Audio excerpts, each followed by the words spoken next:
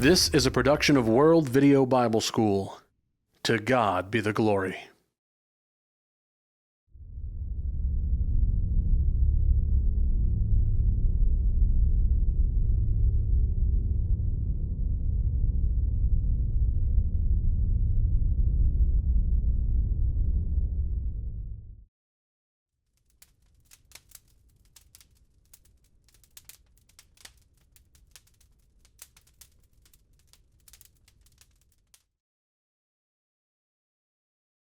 You must always remember that power and greatness are not the same thing in leaders. I mean, throughout history, we've known many leaders who were very powerful, but who were not good men. Moses was both powerful and good. Now, everything I know about Moses, I learned from the Bible, the book of God. Moses was one of the boldest, most impressive lawgivers to ever draw a breath. You don't have to take my word for it. Important men through history have exalted Moses. In the United States Capitol, Washington, D.C., in the House chamber, there are 23 white marble relief portraits over the gallery doors. They depict historical figures noted for their work in establishing the principles that underlie American law. And you look at those faces, it's Thomas Jefferson, Napoleon, George Mason, Edward I. These sculptures are created by 7 different people. Now watch, the 11 profiles on the eastern half of the chamber face to the left. The 11 on the western half face to the right, so that all of these faces of these great men look toward the center to a full-faced picture of one man. Moses is in the center of all of them. Only Moses is pictured staring forward. It is a tribute to the fact that great men have always exalted Moses as a leader. Now, and you go to the Bible, the prominent character in the Old Testament is Moses. His name is mentioned 750 times. In the New Testament, 80 times. But it isn't just that. The law of God in the Old Testament is called the law of Moses. Now, I want you to find that as remarkable as I do, because the New Testament law is called the law of Christ, even though the Apostle Paul wrote 2/3 of the New Testament. You don't ever hear it referred to as the law of Paul, but the law of the Old Testament is called the law of Moses. But it's not just that. God referred to Moses as a man with whom he spoke as 2 friends would talk. It takes my breath away. The very idea that God would speak to a man in those terms, that he talks to Moses as 2 friends would talk. And one more thing. On at least 2 occasions, God offered to destroy faithless Israel and raise up a nation from the seed of Moses. Let's just have you start a family, and from your descendants, I'll create my nation. I don't know what to say to that, except that God knew that Moses was the kind of man whose influence would so permeate a generation of people and a next generation that this would be a great nation. Now, that never happened, of course, and perhaps God was just testing Moses when he would make these suggestions. But I can tell you this, it's a great compliment to this man whose name was Moses. Today, I'd like to begin telling the story of Moses. I want to start with his birth and his progression through life. Maybe sometimes we see a child who's underprivileged and we overestimate his disadvantages without realizing that oftentimes it's the struggles in life, the heat in the crucible of strain, which proves to eventually shape a man into a great leader. I want you to consider Egypt leading up to the time of Moses' birth. We have to go backwards a little bit before we can go forward. Joseph is a descendant, a son of Jacob. Now, Jacob's name was changed to Israel. Israel is going to produce the nation of God. And the reason it's called that is because eventually God's going to bring the Messiah from this seed line, from the people of Israel. But they're a small family, and one of the sons is named Joseph, who comes to Egypt and gains power by the blessing of God in Egypt. He is a very powerful leader. there's a famine in the land, and Joseph brings all of his people, the descendants of his dad Jacob, the Israelites, into Egypt to a land called Goshen, there on the Nile Delta. It is the most beautiful part of Egypt, and there they procreate. There they have more and more children, and time passes by, and Israel grows to be a very large nation. But that's not all that happens. During this time, there's a political shift. It's a new day in Egypt, a new agenda, a new Pharaoh who didn't know anything about Joseph or appreciate his family. And in fact, that appreciation which once existed for Joseph and his people is replaced by a dark suspicion. It's so important, isn't it, that leaders always have a grasp of history. If I had my way about it, every leader would be a historian. Because if we don't understand history, we're doomed to repeat the mistakes of history. Well, Pharaoh doesn't understand history. He doesn't understand about the Israelite people, that they don't pose any threat to Egypt. And he's afraid of them. They've grown to be a very large nation within his nation. He's scared of them. And his logic goes like this. If we have a nation to attack us, it'll be awfully easy for them to make league with the Israelites who are on our soil, and we won't be able to defeat them. The Israelites are so large, if they join together with another nation against us, they'll win, they'll defeat us. Pharaoh was just afraid. He was scared of them. It was unfounded, but he was scared. And so he did a very bad thing. He made the Israelites slaves, and he put taskmasters over them. They will be our slaves, and they'll build us supply cities, Pithom, Ramses. Large cities will be constructed by these new slaves, the Israelite nation. But it didn't work. I mean, his scheme didn't work because they kept on multiplying. More and more children born to the Israelites until they grew into an even larger nation. The harder he made their burdens, the larger they seemed to grow. And so it went from bad to worse. His second idea was to go to the Israelite midwives. And he had a miscalculation here. I mean, what he said to the midwives was, now, when you birth the babies, if it's a girl baby, you keep the baby alive. But if it's a boy baby, your instruction is to kill the baby. Are you kidding? These are women who have trained in midwifery. These are women who love mothers and their babies and birthing the baby. They love life, and they're not going to do this. And the answer was no. And furthermore, they understood that people who take innocent lives are going to one day have to answer to God. They're not about to take the lives of these boy babies. And so this doesn't work. But then it gets worse. Pharaoh commands his subjects, his soldiers, to go and find the male babies of the Israelites and throw them in the river Nile. It was massive infanticide. The wailing, the pain that must have come up from the Israelite people at this time is staggering. He said, every daughter you shall save alive, but the boys you shall kill. Just snatch them from their parents and throw them in the Nile River. 16 centuries later, a Christian by the name of Stephen is going to reflect on this, and he will say, this man dealt treacherously with our people. He oppressed our forefathers. He made them expose their babies so that they might not live. Now, as we go through the story of Moses, it's going to be critical that you remember how awful it was to live in Egypt. These were slaves. They lived in what was called the iron furnace. It's important that you remember how bad it was, because that reality is going to become significant as we go on with the story of Moses. All right, it is in this context that Moses is born. He's born a slave. He's born to slave parents. He's born in a time of oppression. But it's not just that. He's born in a time where you got soldiers outside the houses who are looking for male babies. And when they find them, they kill them.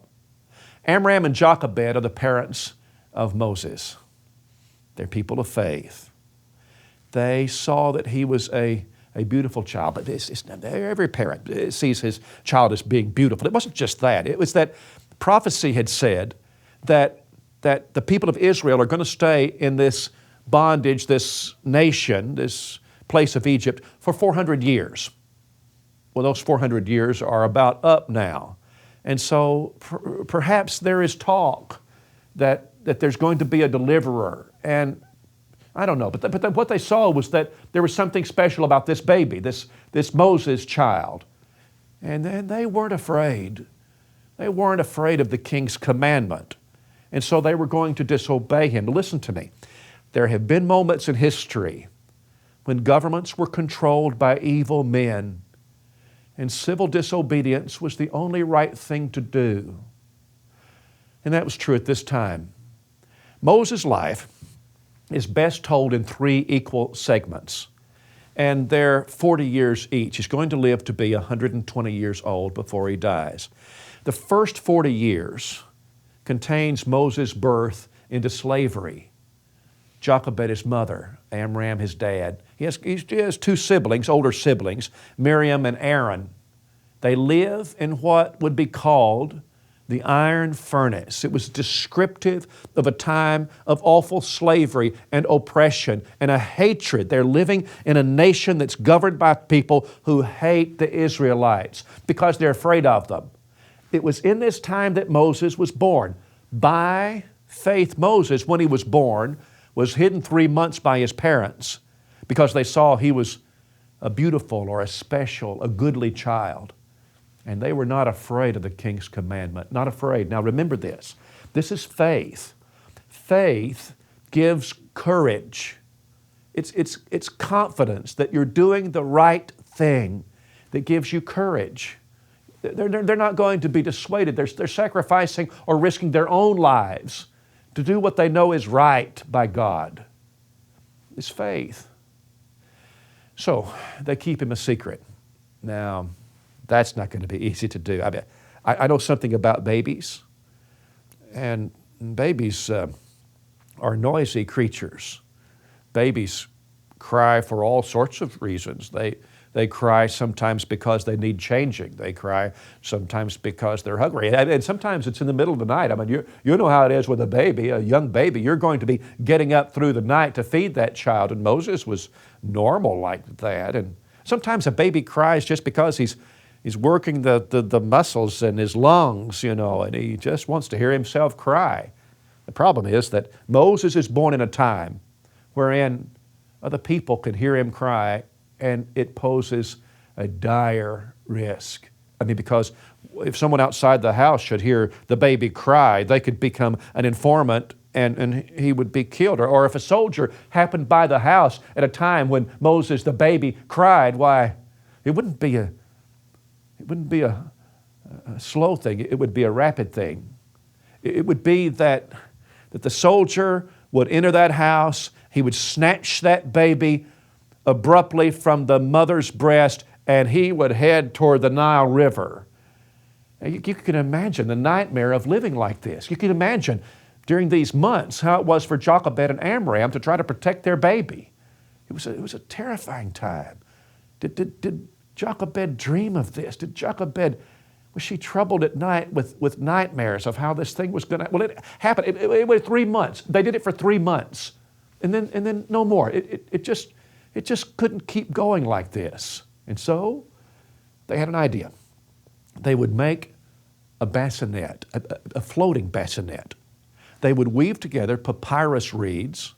They would make it watertight with some black pitch until it was all sealed up well. They would take and put the baby, wrap the baby up and put him in this bassinet, and this is the interesting part. They would float the baby in the Nile River amongst the reeds. It's brilliant. I mean, it's brilliant because you can't imagine somebody coming and looking for a baby in the place where babies die.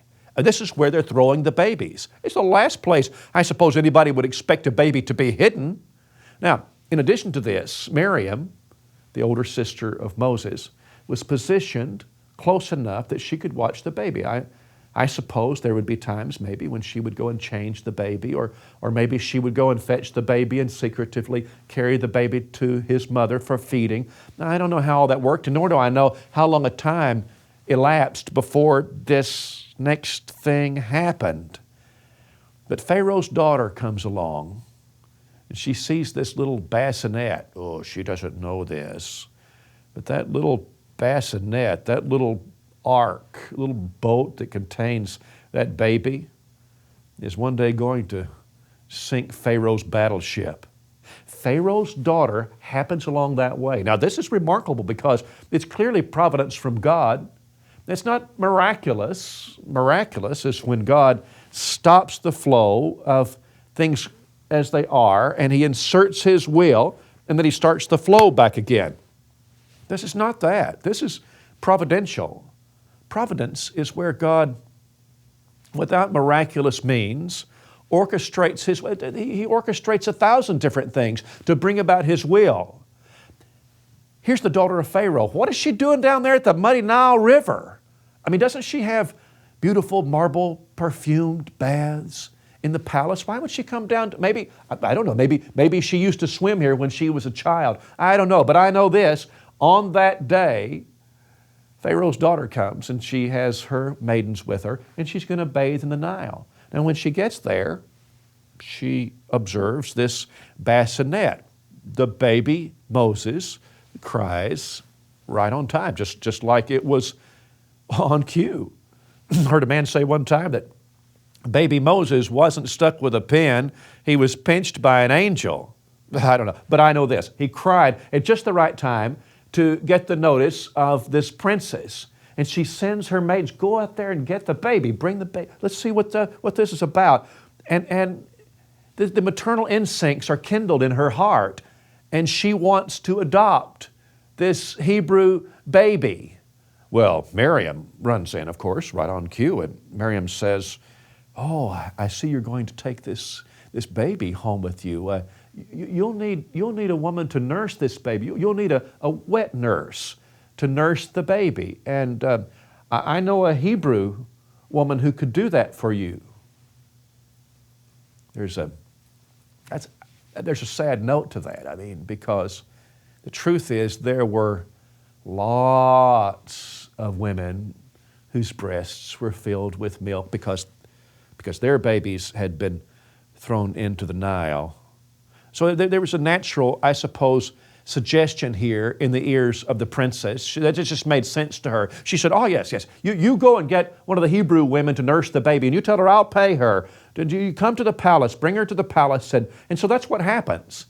Now, it is the daughter of Pharaoh who names the baby Moses. Now Moses is an Egyptian name. I don't know if Amram and Jochebed had ever named, do you suppose they named the baby during those 3 months? Was there a name for this baby? I suppose. We don't know what it was. We know him as Moses. Moses is an Egyptian name, more akin to Ramses than to Abraham or to Isaac or to Jacob, a Hebrew name. Well, anyway, she hires Jochebed. Now, we assume that Jochebed stayed with Moses for an extended period of time in the palace. We don't know how long, nor do we know what happened to Amram. History deletes Amram. Maybe he died along at that time. But Jochebed apparently was the one who had the most profound influence over Moses. What we do know is that there's going to come a day in Moses' life as a grown man when he's going to decide definitively that he is an Israelite and that he's going to serve not the gods of the Egyptians, but he's going to serve Jehovah, the one true and living God, the creator of all the world. That's who he will serve. Well, where did he get that? Thus we assume that Jochebed, his mother, a woman of great faith, stayed with Moses perhaps an extended period of time while he was growing up, and from her he got his faith. But I want you to appreciate the fact that God is grooming this Moses to be a great, great leader of Israel. The Egyptian school system was the most sophisticated in all the ancient world. sons of kings of the Syro-Palestinian states were sent to Egypt to study with the Egyptian aristocracy. And of course, that made sense. I mean, from the Egyptian point of view, because it would make them pro-Egyptian. Moses would have mastered the hieroglyphic form of writing. He was an Egyptian.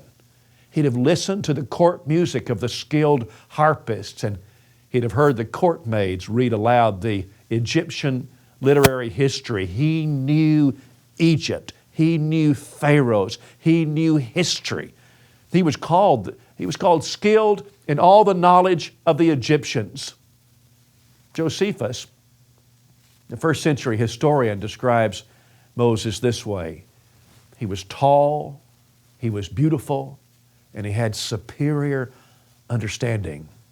He had grown into his manhood in the golden palace of the king of Egypt. Now, he's going to live there for 40 years. And so we're going to fast forward here. It's been 40 years since he was adopted by the princess. Think of the 40 years. He grew up in the palace. He ran up and down the hallway of the palace. He ate from golden bowls with golden spoons. He had servants to tend to his needs, and he wore silk and linen. He was king-like. He was royalty. When do you suppose he learned he was an Israelite? I don't know. I assume that Jochebed, his mother, was there teaching him all along through those growing up, those formative years. When did his faith become his own? Now, when he was 40 years old, it came into his heart to visit his brethren, the children of Israel. I want you to grasp that. Who put that Israel, or the love for Israel, in Moses' heart? Did God do it? Did Jochebed do it? It's always been my assumption, again, that it was Jochebed. He spent time with his mother. It is a tremendous tribute to the amazing influence of a mother. What Jochebed put in this boy, Moses, all of Egypt and all that is involved in that was not able to take out. He's going to come to the place in his life where he chooses to suffer affliction with the people of God than to be an Egyptian. How hard must that have been? Well, it goes like this. One day Moses is among the Israelite people, and an Israelite is being abused by an Egyptian. I suppose this happened a lot, but Moses hadn't seen much of it apparently, and now in his heart he is Israelite and he wants to defend. It hurts him to see an Israelite abused like this, being beaten by an Egyptian, and maybe he figures that the Egyptian's going to kill him. I don't know, but I know this. Moses intervenes. He looks this way and that to make sure they're alone, and Moses intervenes, and he actually kills the Egyptian in order to defend the Hebrew, to save the Hebrew, buries him there in the sand. The next day, Moses finds two Hebrews fighting. Now you got to appreciate the fact that the Hebrews, the Israelite people, don't see Moses as one of them. They have no affection for Moses. He's an Egyptian, and in fact, he's aristocracy. He's the blue blood of they don't have any love for Moses. Anyway, Moses sees two Israelites fighting, and he goes and he says, "Look, guys, separate. Let's break this up. Y'all don't fight with each other." One of them said, "Well, will you kill me like you did the Egyptian?" It makes Moses' blood run cold because he knows that he was seen killing that Egyptian. He knows that it will be told, as a matter of fact. By now, perhaps it already has been. King has learned about it. It's a capital offense, and the king has already pronounced that Moses must die. So you have two things going on here. It's time for Moses to leave Egypt at about the same time that he knows he is an Israelite. It is who he is. These are his people, and their God is his God, Jehovah God. Now, what I want you to appreciate next is that to choose this, to choose to leave Egypt, he could have stayed and fought this thing and perhaps had his power back, but he made the decision to go with God's people. But it was a huge sacrifice to choose God's people, the slave people Israel. Let me see if I can help us grasp more fully this vital point. Howard Carter, a British archaeologist, had been doing excavations in the Valley of the Kings near Luxor, Egypt for several years. It wasn't going very well. In fact, he almost gave up. This was in the early 1920s. In November of 1922, he discovered the tomb of the Pharaoh Tutankhamun. Now, you probably don't know him by that name. You know him, as I do, by his more common name, King Tut. That's how he's come to be known. Now, King Tut reigned only briefly, only about 7 to 9 years in the mid-14th century BC, according to generally accepted chronology. The young Pharaoh was only about 18 years old when he died. Now, a couple of considerations need to be mentioned for preparation for what I'm about to say. First, King Tut was a thoroughly obscure and very unimportant ruler. He's not one of the big ones, he's one of the little ones. Also, his abbreviated reign was in the declining days of Egypt's glory.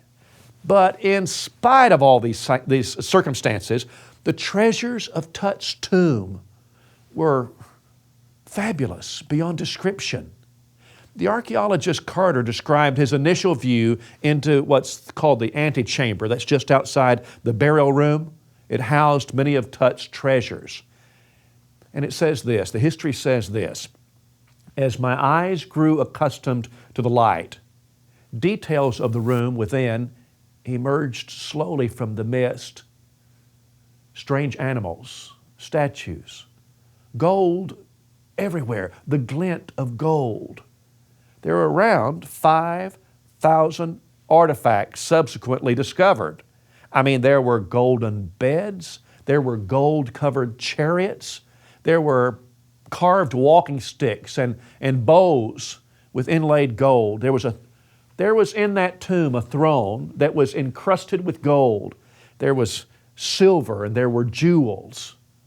I'm describing all that to make this point. It illustrates the ancient saying that in Egypt, gold was as common as dust. But what was the significance of this for Bible students?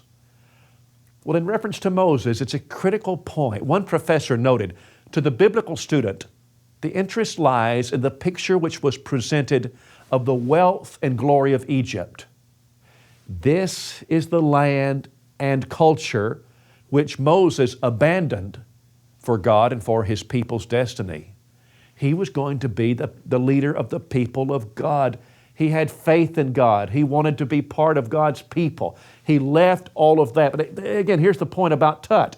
If the tomb of King Tut, a boy king, could produce the wealth, the beauty, the art, which was so astonishing to the world, what must the palace of a really great Pharaoh, I mean like Ramses II, who we assume was the Pharaoh during Moses' time, what must that have been like? Now, then when you read about Moses choosing rather to suffer affliction with the people of God than to enjoy the pleasures of sin for a season, you really get it. Moses is 40 years old. Next segment, we're going to talk about Midian, present-day Saudi Arabia, in the second 40 years of Moses' life. Thank you for listening.